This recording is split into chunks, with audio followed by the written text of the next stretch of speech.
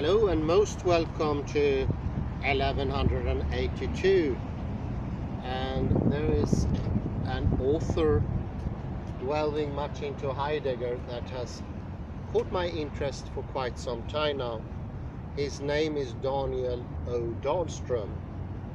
Must be a Swedish ancestor going on here. It's an article, Heidegger's Method, Philosophical Concepts as Formal Indications. And it begins with a quote of the great Augustinus. To give them as much credit as possible, words possess only sufficient efficacy to remind us in order that we may seek things, but not to exhibit the things that we know by them.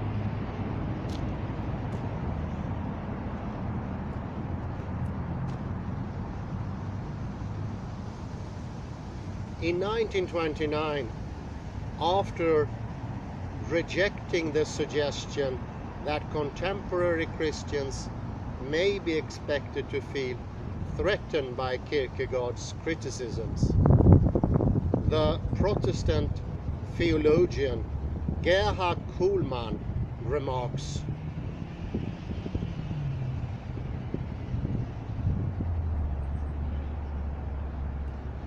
but present-day Christianity perhaps is terrified instead about the fact that everything that the spokesman of its theology put out as revelation, according to the original Christian and reformational understanding of the term, has been set forth by a philosopher devoid of mythologizing, that is to say, exactly and profanely.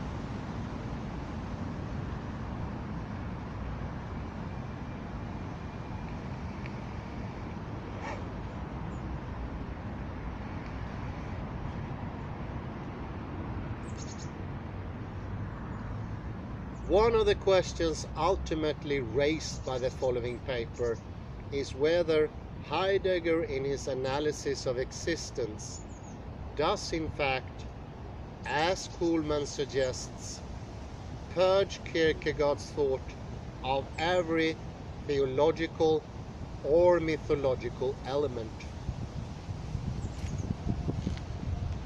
Kuhlmann's remark is part of a broader salvo launched against what he regards as his contemporaries' naive appropriation of an aesthetic existential analysis that reduces the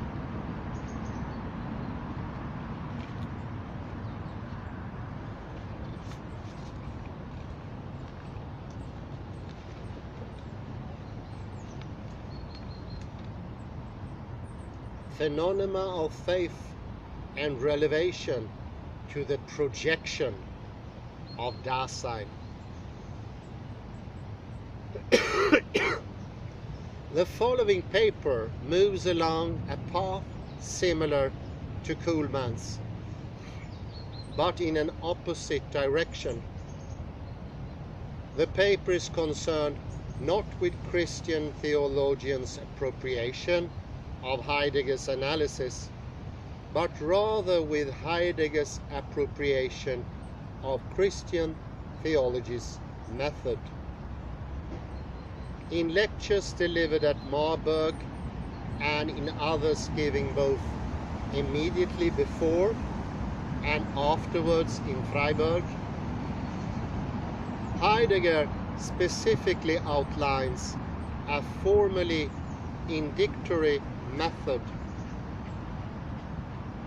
that is to say, a philosophical method that proceeds by formally indicating or signaling certain phenomena.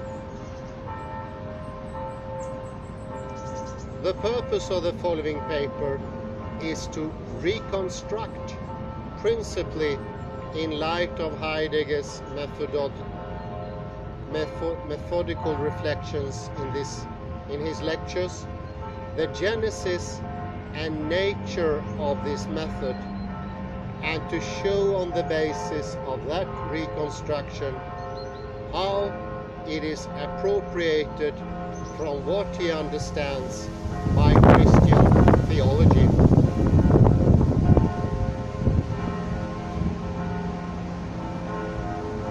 Central to Heidegger's criticism of Western philosophical tradition is his charge that it has repeatedly passed over the world as a phenomenon in favor of nature, conceived as a collection of substances or things present. Dominating this prevailing conception, according to Heidegger, is metaphysics, loosely understood as the tendency to regard things as being only insofar as they are in some sense present and thus potentially available and accessible to human concerns. His contemporaries' arguments for the integrity of the humanities and historical studies, Geist, Wissenschaften, in the face of the demand for the unity of a single method drawn from the sciences of nature, come up short in Heidegger's eyes. They come up short, as do the myriad attempts to refute psychologism, because they tacitly subscribe to the same ontological assumption as their opponents.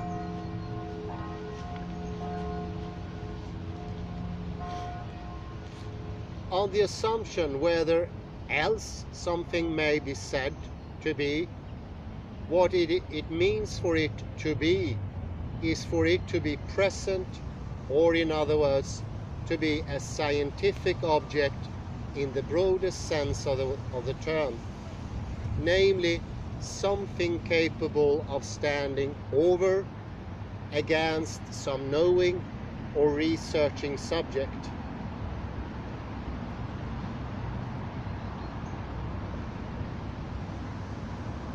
Philosophical neglect of the world is thus, in Heidegger's eyes, the expression of the forgottenness of what to be means, which, despite the tradition, is not to be confused with the mere presence of any particular thing, or being, or collection of the same.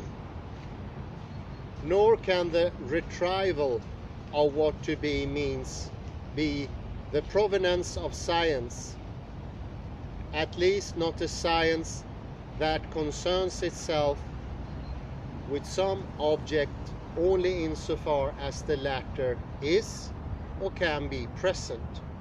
Very good. In a muscular historical narrative, the sweep of which the philosophical community has not witnessed since the likes of Hegel and Nietzsche,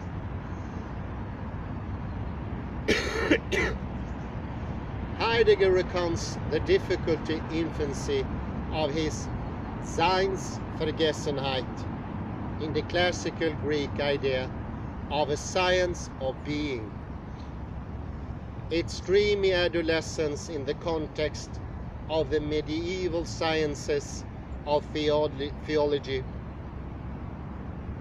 its maturation in the unabashed subjectivism of the modern scientific project, the mastery of nature, and finally its domination as technology in the 20th century. There is a logical as well as a historical dimension to Heidegger's critique. The tendency to regard everything as basically a more or less objectifiable presence is facilitated, he insists, by the logical prejudice of construing truth solely as the property of a certain class of judgments and assertions. The logical prejudice, in other words, is the proclivity to privilege assertions or judgments as the distinctive forms of logos capable of bearing truth. Assertion, as Heidegger understands them, are communicable ways of pointing out and specifying something, that is, specifying it by way of predication. According to the logical prejudice mentioned above, truth is paradigmatically the predicate of a sentence designating a judgment or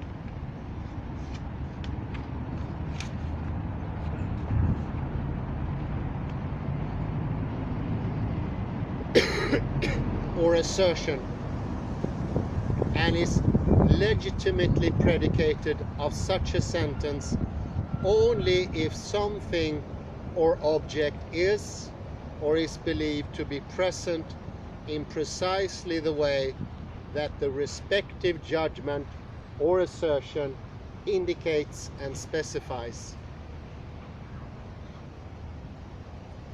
Heidegger labels assertions that purport to point out something insofar as it is present, thematic or theoretical assertions. Such assertions are central to the way that the science entertains and investigates its objects. It does not matter whether the science be mathematics or theology, physics or psychology, or whether it be theoretical or practical.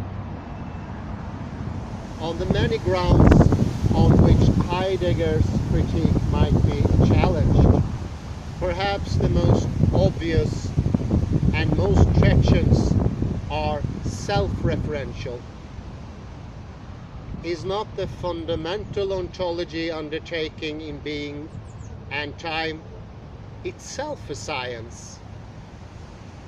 Does it not make use of thematic or theoretical assertions in order to indicate, specify, and communicate what to be means? In the paradigmatic case of Dasein, insofar as the truth of this assertion is presumed, is it not that meaning of to be thereby systematically objectified? Or to the extent that Heidegger does succeed in demonstrating that an interplay of presencing and absencing fundamentally constitutes what it respectively means for the humans, the world, and even things ready to hand to be, is the demonstration not committed to the presence of the interplay.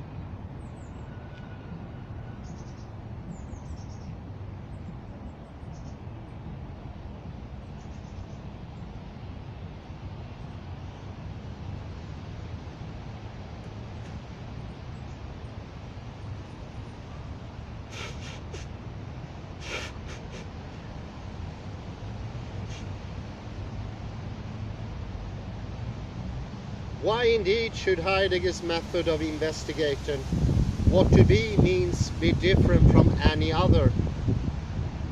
This self-referential challenge was by no means lost on Heidegger. in the summer semester of 1925, after repeating his charge that the Western philosophical tradition has passed over the phenomena of the world, he ponders,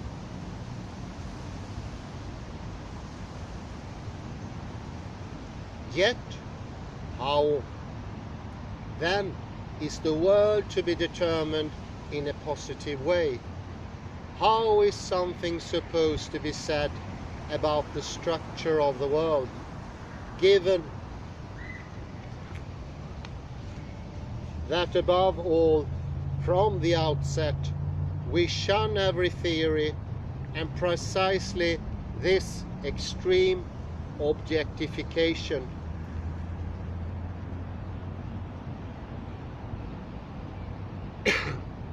These queries of 1925 are not the first or the last time that Heidegger entertained the self-referential challenge to his method.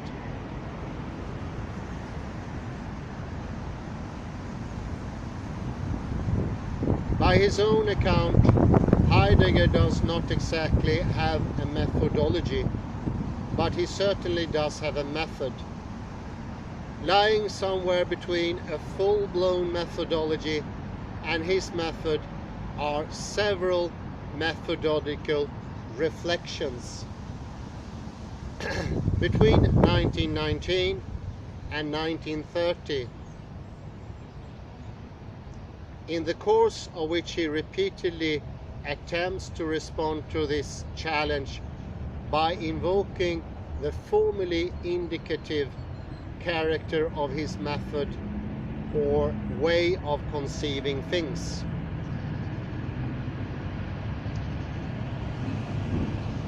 In the summer semester of 1930, for example, he acknowledges that as soon as philosophizing is committed to words, it is exposed to an essential misinterpretation of its content. That essentially misinterpretation is precisely the view that everything, insofar as it has been articulated, has to be taken for something present at hand. Heidegger sets for himself the goal of being able, at least relatively, to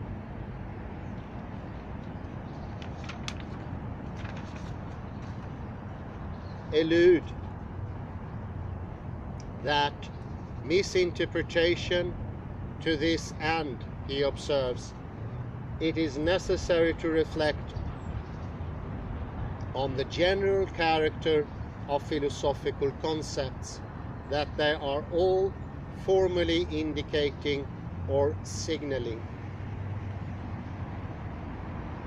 At the beginning of the same period, in his critical remarks on the problematic preconception and observational method of Jaspers in the Psychologie der Weltanschauung, Heidegger refers to a formal indication as a specific step of the method of phenomenological explication. In the formal indication, he maintains a methodical fundamental sense of all philosophical concepts and connections among concepts is to be seen. Though Heidegger declines to explain the notion further in the context of Jasper's essay, his use of the notion makes clear that he regards the formal indication as a revisable way of pointing to some phenomenon, fixing its preliminary sense, and the corresponding manner of unpacking it, while at the same time deflecting any uncritical lapse into some specific conception that would foreclose pursuit of a genuine sense of the phenomena.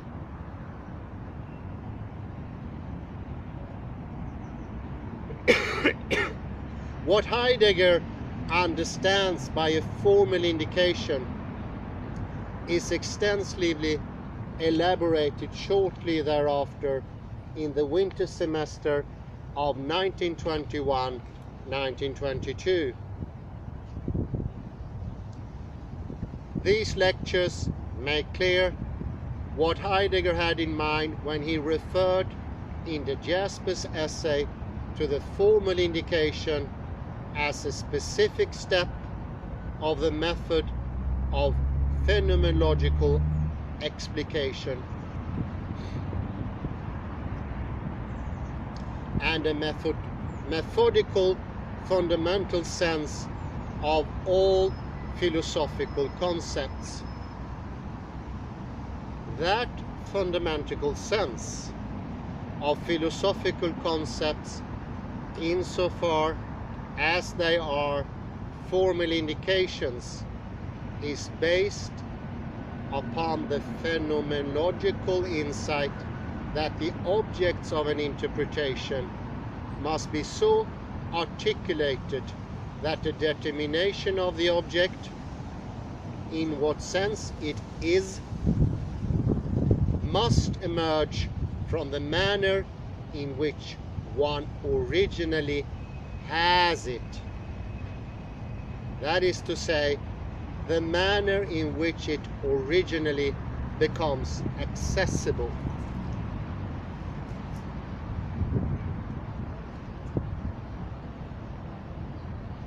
The object of philosophy itself is what to be means.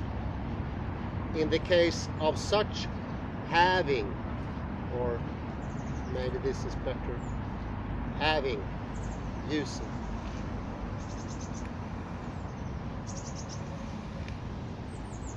In other words, philosophizing is nothing but a way of comporting oneself to an original, unreflected, or unthematic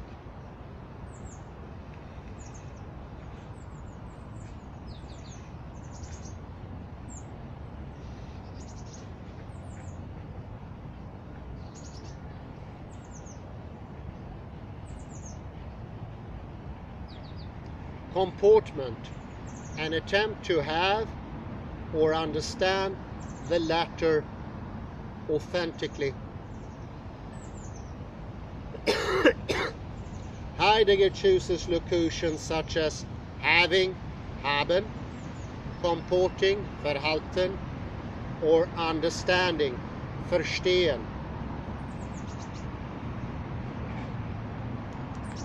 in order to emphasize that the original unthematic having or comporting is for the most part not some sort of deliberate meditative act of knowing something. Instead, those locutions signify anyway theoretical, practical, playful, devotional, tender, and so on, in which a human being might relate to something, whether himself, another, a natural object, an artifact, an artwork, a mathematical formula, a scientific hypothesis, a dream, and so on. The task of philosophy is to determine what to be means in the case of any of the latter.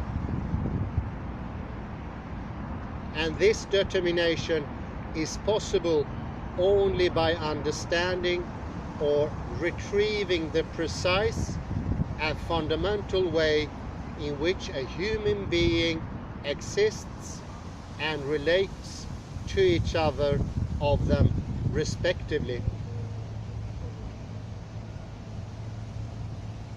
Where this existing and relating are in important sense logically equivalent. Relating and existence are equivalent. Thus Heidegger concludes, philosophy's way of relating to its object is utterly original and radical, indeed such that even and precisely through the grasping it is what it grasps, and grasps what it is.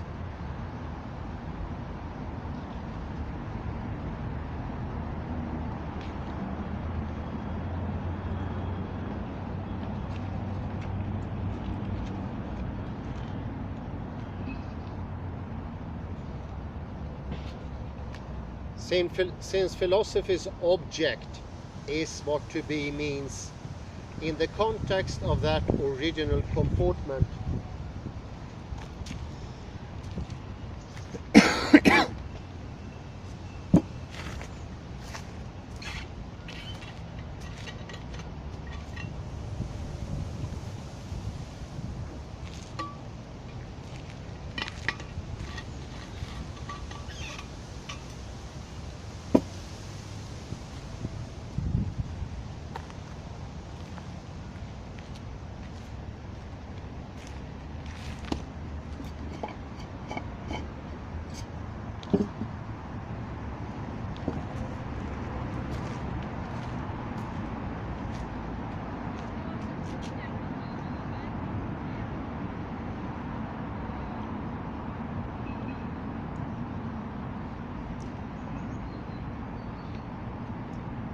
since the philosophical object is what to be means in the context of that original comportment, it cannot have, that is, understand, retrieve its object as it were from the outside.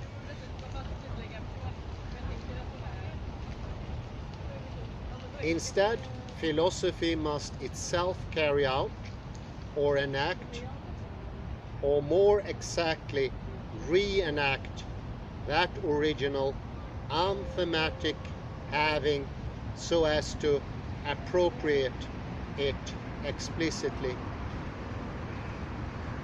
Precisely for this reason, Heidegger characterized philosophical concepts as formal indications or signals, concepts pointing respectively towards some original comportment, yet as a concrete task to be completed or performed by philosophizing alone. What is thereby indicated is not a given in any complete or an actual sense, but only in principle. A philosophical concept is accordingly empty in a certain sense, and hence purely formal.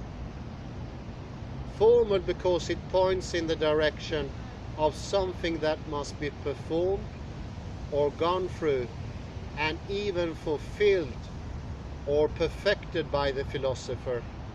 A direction, moreover, that springs from the philosophical object or theme itself. Thus, Sein und Zeit is not the depiction of some fact, Sachverhalt, but rather an indication of a way of approaching what to be means.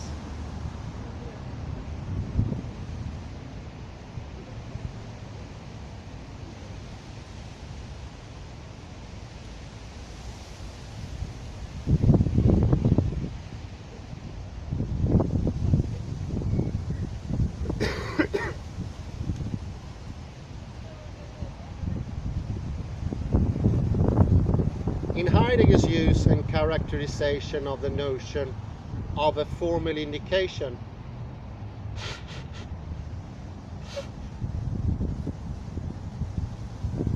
two principal overlapping functions may be delineated.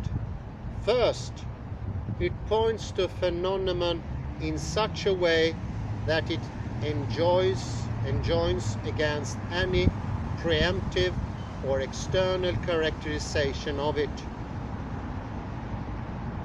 Quote, the formal indication prevents any drifting off into blindly dogmatic fixations of the categorical meaning for the intrinsic determinacies of a kind of object, while what to be means in its case has not been discussed. Fixations, in other words, that are independent and detached from the presupposition, the preconception, the context, and the time of interpretation. End of quote.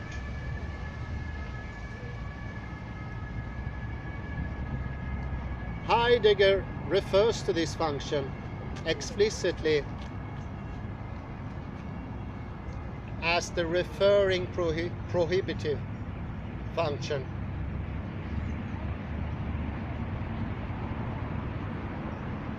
The second function of a philosophical concept as a formal indication is to reverse the customary way of objectifying whatever is entertained. A reversal that transforms the individual who philosophizes.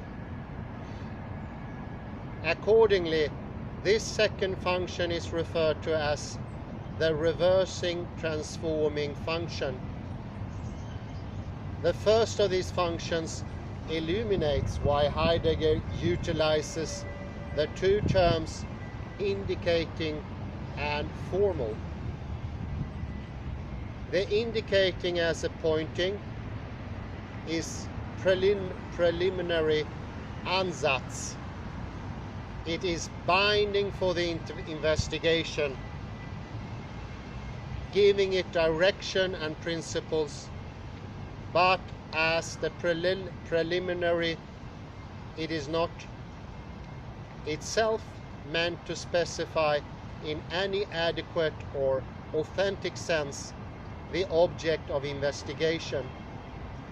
The term formal is employed to emphasize that the philosophical concept, insofar as it is a formal indication, is not predetermined, or at least not in any number of customary or arbitrary ways. Thus, Heidegger lays great weight on the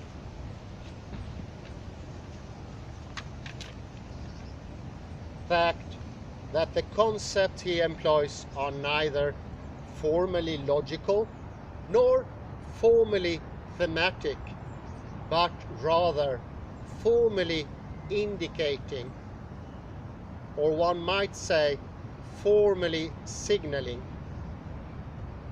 Formal logic is, in his view, not really formal at all, since it springs from a region of objects that has already been determined and a corresponding manner of comprehension, assembling as to put in order. Similarly, a formally thematic interpretation makes use of neighboring schemata and settled notions, instead of itself retrieving the original access to the objects. By contrast, what is formally indicated or signaled is not given as something already complete and understandable through comparison, contrast, and classification.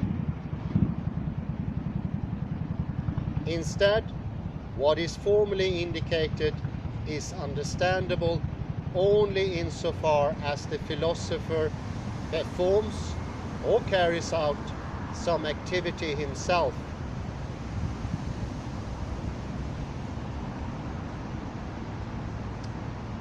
several concepts characterized by Heidegger as formal indications exemplify this first function. The am in I am points to the manner of being that is involved, deflecting attention away from the I, while at the same time ensuring that it is not to be taken as an instant of something is. The concept of death refers to the most extreme possibility in terms of which a human being can understand himself, while at the same time thereby precluding a conception of death as something present at hand.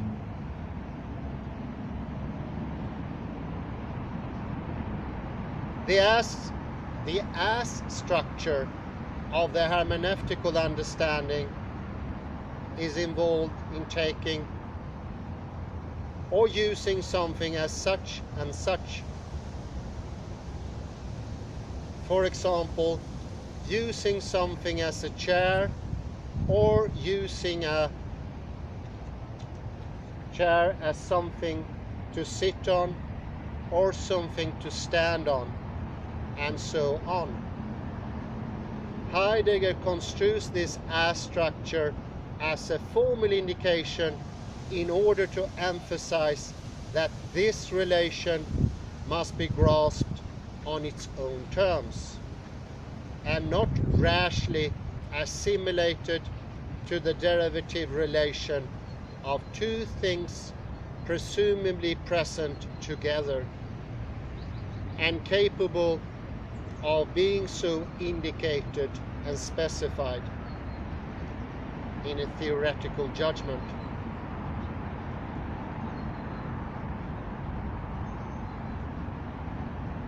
These examples make it evident, if not so already, that Heidegger's emphasis on the formality of philosophical concepts is somewhat misleading. Philosophical concepts are clearly not understood by him as being so devoid of content that they are unable to preclude errant presumptive determinations of their meaning.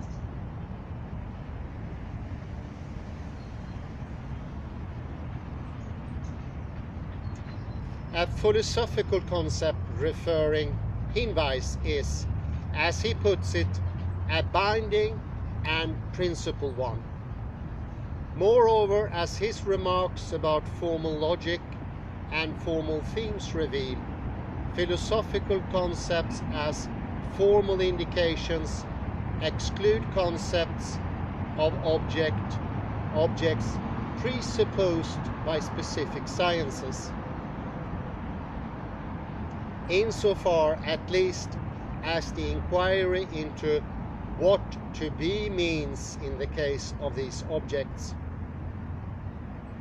and thereby the original access to them has been put off or ignored.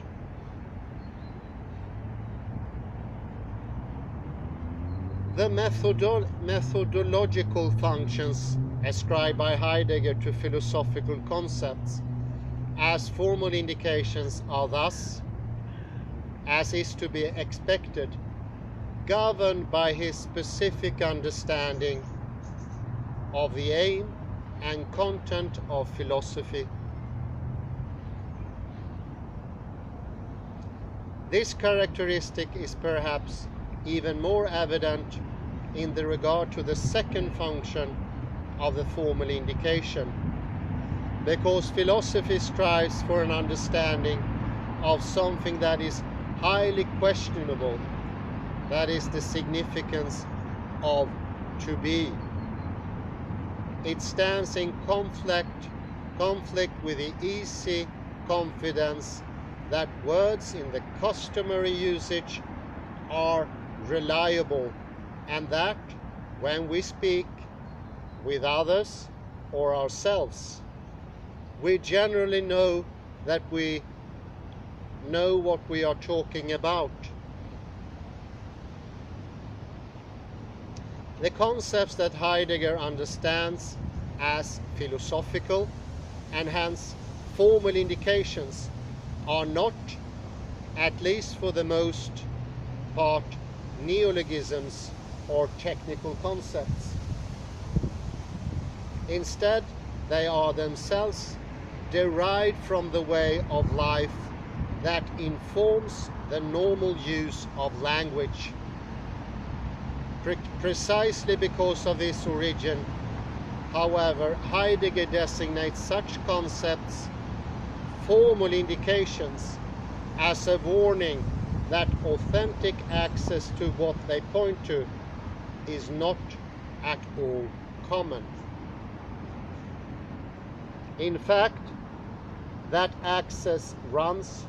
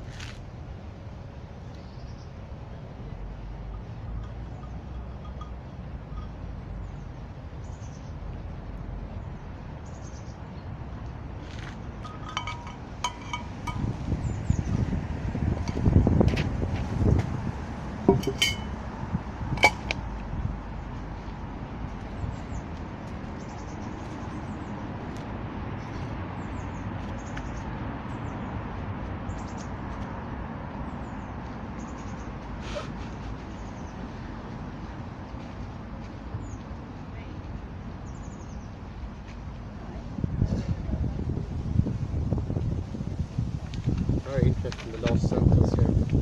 In fact, that access runs counter to the customary plunge, Sturz, into the usual ways of considering things, where the talk is less than explicit and the interpretation remains implicit. The very possibility and factual necessity of the formal indication as the method from which one must begin lie in this plunge, or as he would later put it in Sein und Zeit, in the fallenness of human existence, namely in the propensity to yield to the anonymity of some public opinion. In other words, the philosopher is required to invert the normal perspective and a way of posing questions, namely away from particular beings toward the generally unspoken and unexamined horizon within which they are respectively encountered, and have the manner of being that they do.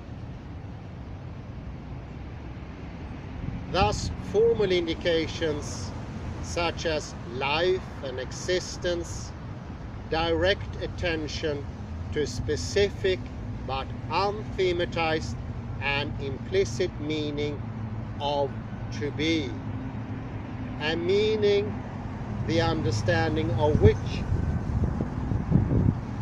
because it is unthematized, requires a certain reversal. In these early lectures, Heidegger elaborates how the plunge into the world is a movement, characteristic of the way we in fact typically live. We are bent on taking care of ourselves, but on the world's terms, that is to say, in the terms of what it means in the eyes of the world's, As a result, we no longer are familiar with ourselves, even when confronted with ourselves. Philosophy, on the other hand, is a movement running counter to this plunge into the world.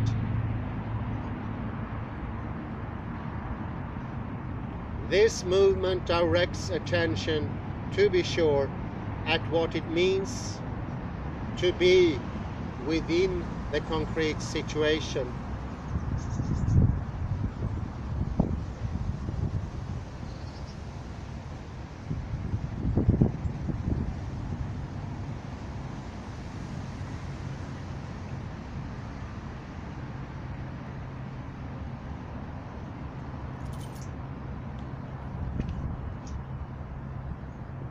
Concrete situations of everyday life.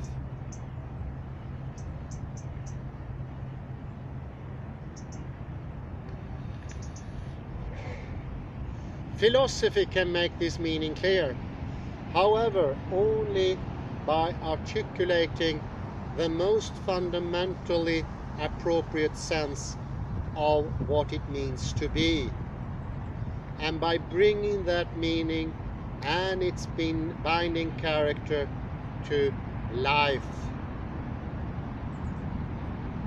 To carry out this task is, in Heidegger's eyes, to live the philosophical life.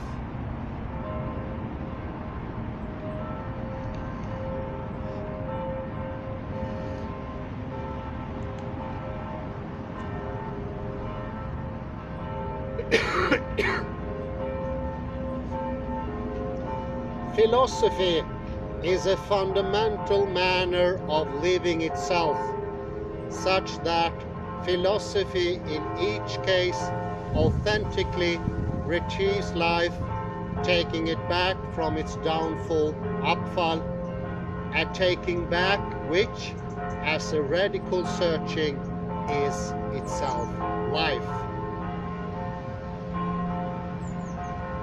This reversal, Umstellung, as already noted, also entails a transformation of the individual philosophizing.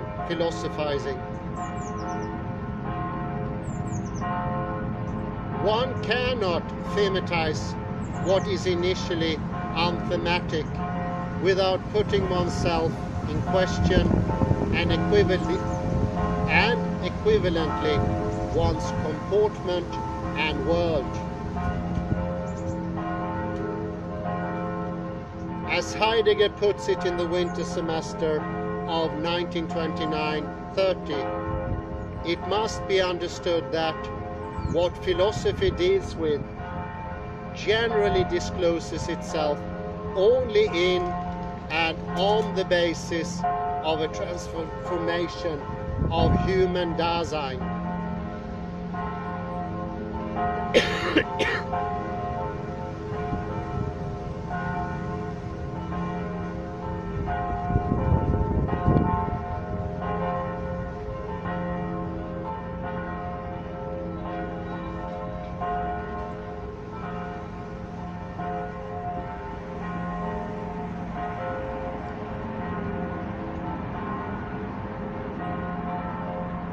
At the end of Heidegger's lectures of the 1925-26 winter semester, he employs the notion of an indication in order to distinguish specifically phenomenological categorical assertions from wordly assertions. While the wordly assertions point out something present at hand, phenomenological categorical assertions refer to Dasein, not as something present at hand, but as something the understanding of which requires a reversal or transposition on the part of the thinker.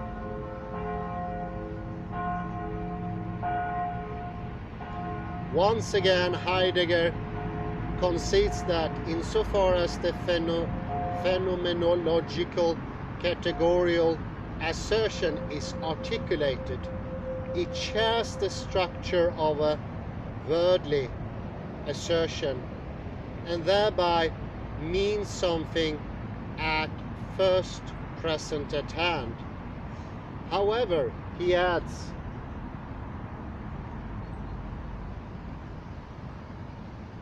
a wordly assertion about something present at hand, even if it is made in the context of mere naming,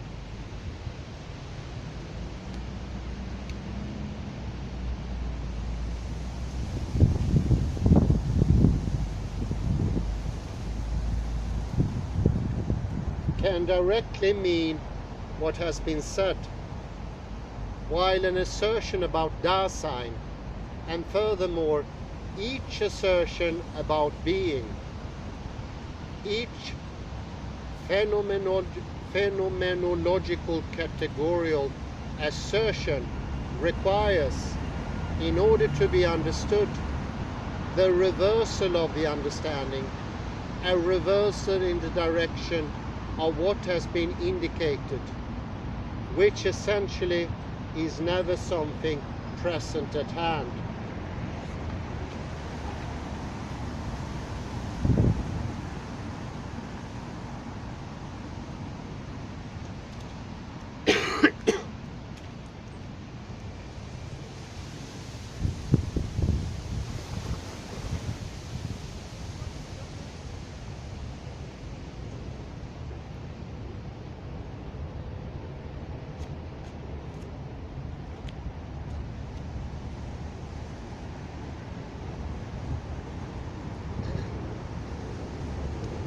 The uphill task that Heidegger sets for himself is obvious.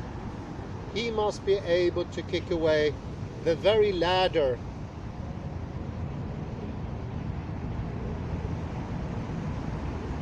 that is, in parentheses, worldly or theoretical assertions, objectifying concepts and so on which he is forced to make his climb.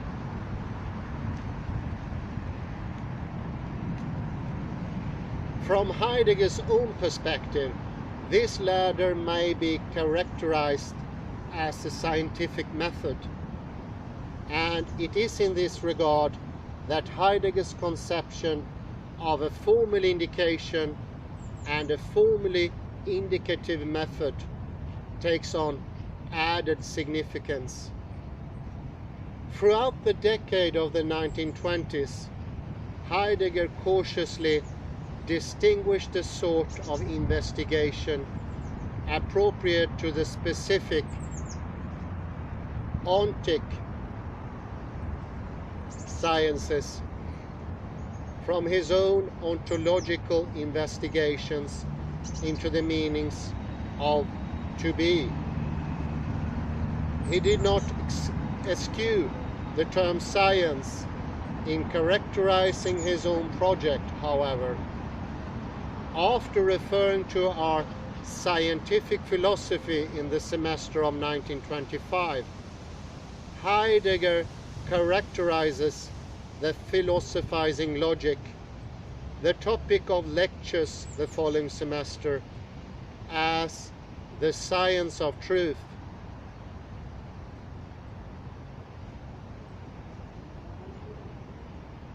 Phenomenology, he declares in Sein und Zeit, is the science of being.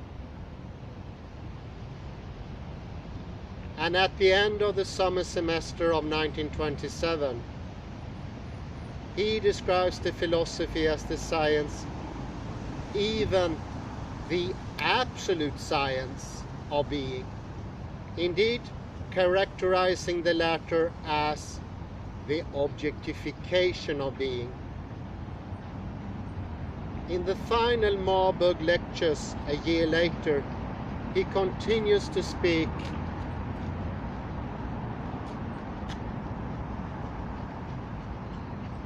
of a philosophical science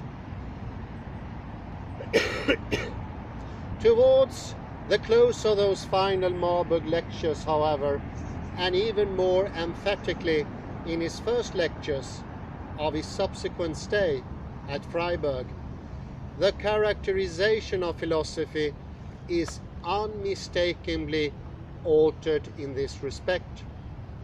Philosophy, he now urges, is more original than any science, and it is both deceitful and degrading to characterize philosophy as a science.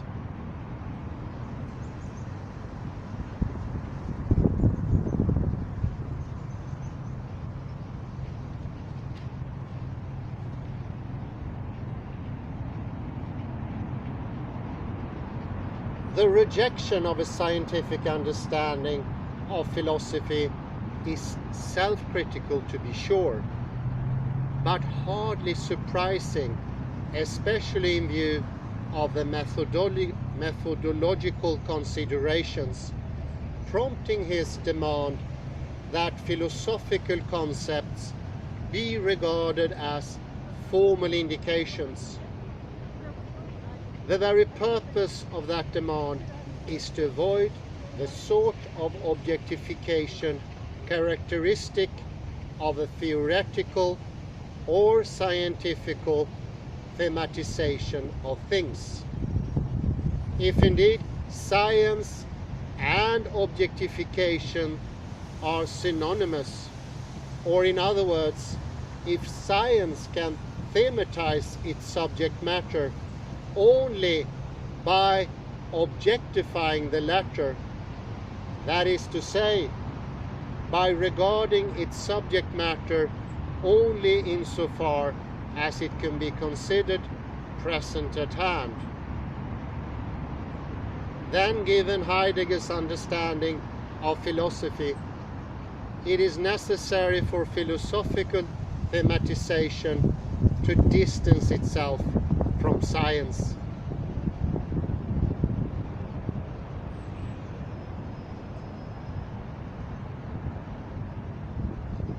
For the theme of the present paper, what is particularly significant about this development, that is Heidegger's departure from the notion of a scientific philosophy, is the fact that the appeal to the formally indicative character of philosophical concepts survives it. Toward the end of the same lectures, in which he declares that it is as embarrassing to regard philosophy as a science as it is to regard it as the proclamation of some worldview, he insists that philosophical concepts be understood as formal indications in order to avoid, at least to a relative degree, the misunderstanding that all concepts are objectifying.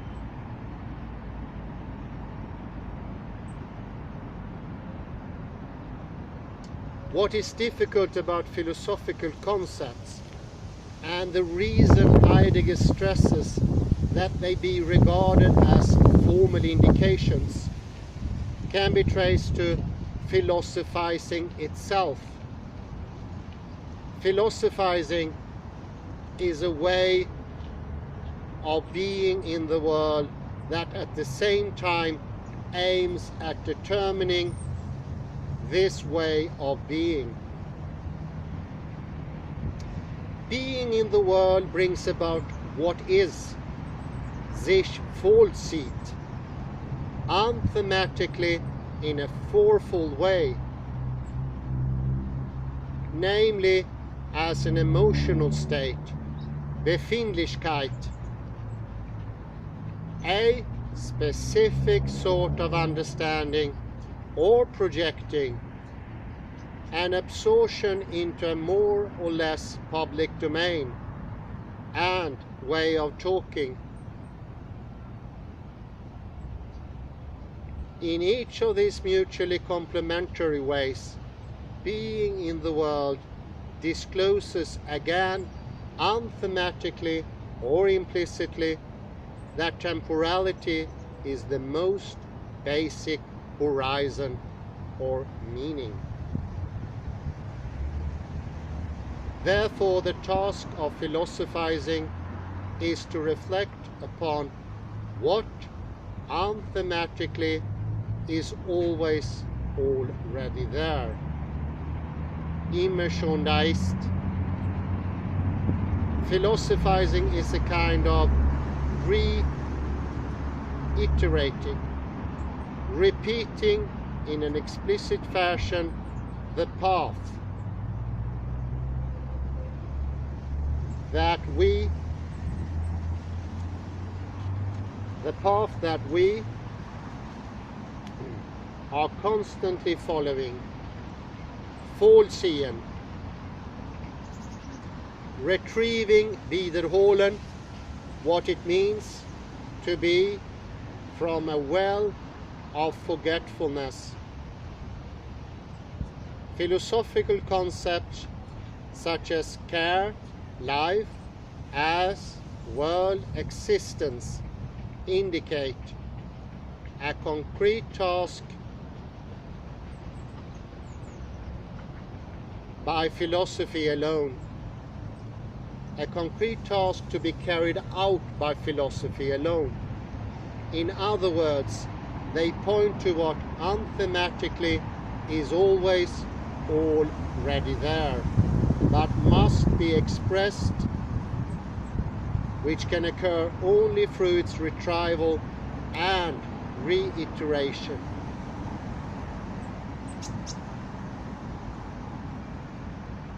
Reflection on this retrieving, the methodical reflection, as Heidegger calls it, is itself mandatory.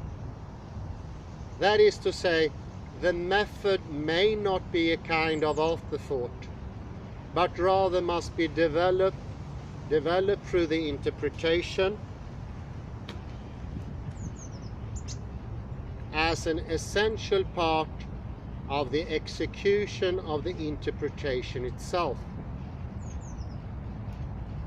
In other words, the definition of philosophy itself, philosophical, and hence a formal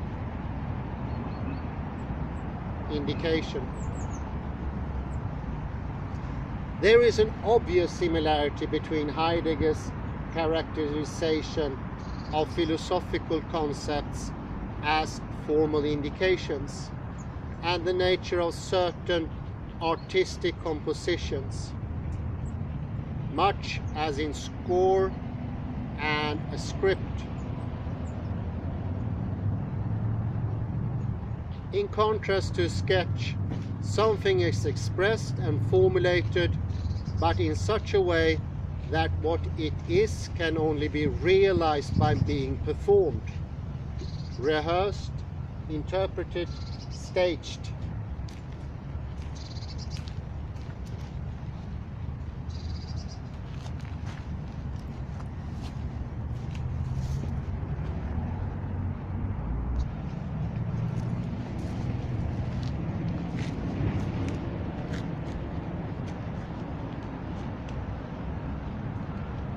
Philosophical concepts such as care, life, as, world, and existence indicate a concrete task to be carried out by philosophy alone.